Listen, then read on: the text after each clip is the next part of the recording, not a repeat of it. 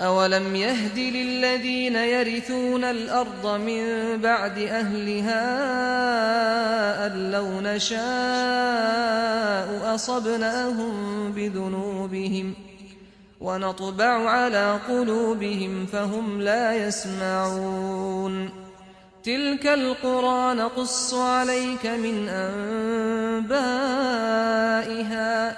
ولقد جاءتهم رسلهم بالبينات فما كانوا ليؤمنوا بما كذبوا من قبل كذلك يطبع الله على قلوب الكافرين وما وجدنا لأكثرهم من عهد وإن وجدنا أكثرهم لفاسقين ثم بعثنا من بعدهم موسى بآياتنا إلى فرعون وملئه فظلموا بها فانظر كيف كان عاقبة المفسدين وقال موسى يا فرعون إني رسول من رب العالمين حقيق على ألا أقول على الله إلا الحق قد جئتكم ببينة من ربكم فأرسل معي بني إسرائيل قال إن كنت جئت بآية فأت بها إن كنت من الصادقين فألقى عصاه فإذا هي ثعبان مبين ونزع يده فإذا هي بيضاء للناظرين قال الملأ من قوم فرعون إن هذا لساحر عليم يريد أن يخرجكم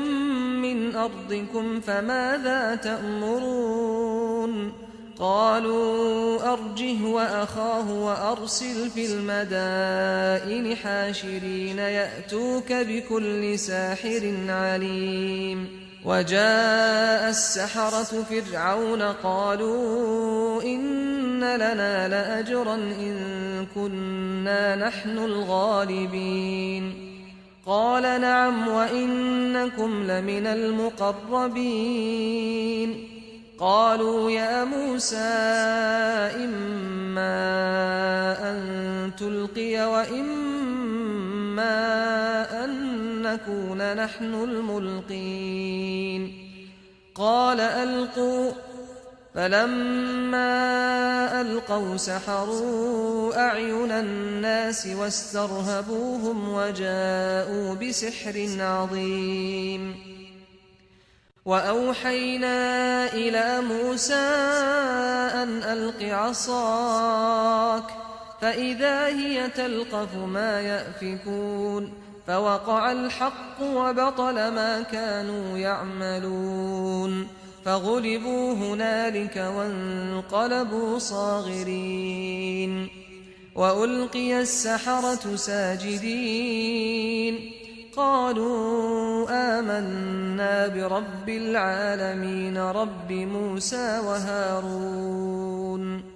قال فرعون آمنتم به قبل أن آذن لكم إن هذا لمكر مكرتموه في المدينة